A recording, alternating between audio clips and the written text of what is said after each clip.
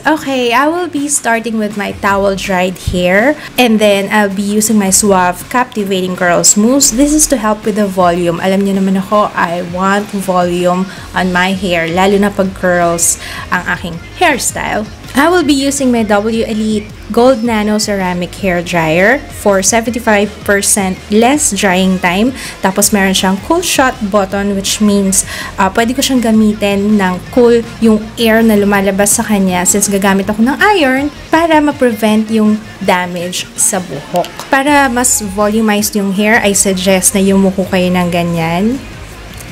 And then when it's all dried up, syempre, wag nating kakalimutan yung ating heat protectant to protect our hair from the hot tools na gagamitin natin.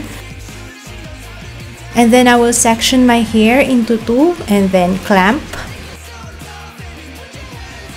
I will be using my W Elite Curl and Straight Nano Tourmaline Ceramic Styler. This one, you can use pang straighten ng buhok, pwede rin siyang pang curl. Yung plate niya is very smooth, kaya sobrang daling mag-glide ng buhok dito. Yung buttons niya nasa loob, which is very helpful kasi hindi ko napipindot habang ako yung nagka-curl or nagsa-straighten. Its highest setting is 230 degrees sa swivel cord para hindi istorbo habang tayo nagka-curl. Meron din siyang hawakan sa dulo kaya hindi tayo mapapaso while curling. Okay, so let's begin curling. First, kukuha tayo ng section ng ating hair and then kukunin natin yung buhok papunta sa harap ng iron and then iti-twist din natin yung iron hanggang sa yung dulo ng buhok, makikita nyo yung nakababa, pababa siya. And then unti-unti na natin siyang isa-slide going downwards. Ewan ko kung nakuha niya pero uulitin ko siya para madaling masundan. See? Yan yung ating first curl. Okay, so again, clamp.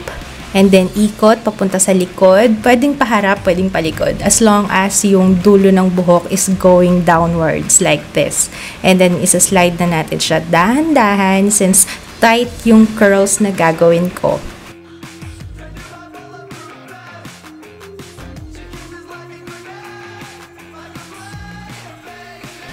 There! Ayan, bibilisan ko na. Ganun din naman yung procedure. Pare-pareho lang. It should look like this. Ding!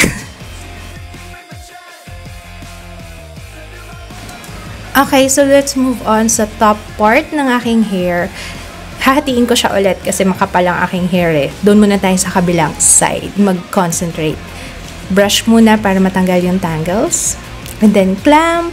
Pwede siyang going downwards ha. Depende. Basta ang importante dito is yung naiikot yung hair dun sa iron.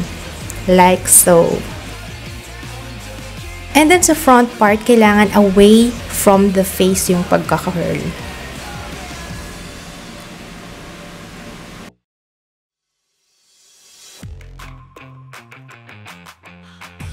Okay, moving on sa kabilang side. Ganun din, brush muna natin para matanggal yung tangles, clamp, twist, and hilahin natin pababa. Actually, hindi siya hila eh. More like, dahan-dahan lang natin siyang pababa para mas tighter.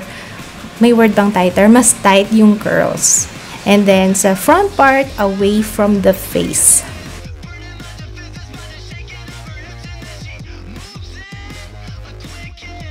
There, it's done. It's super easy. Ayan yung itsura niya sa likod. Kung medyo namang problema kayo sa buhok nyo, hindi nag-hold ng curls ng matagal, I suggest you put hairspray after.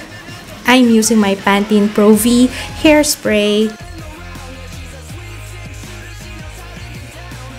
And then just brush it out with your fingers para medyo maging loose siya. Depende sa inyo kung gusto nyo medyo loose or gusto nyo ganitong tight. That's it. Thanks for watching. Sana na-enjoy nyo to. Super dali lang nito guys. It just takes practice. Thanks for watching. See you again next time. Bye!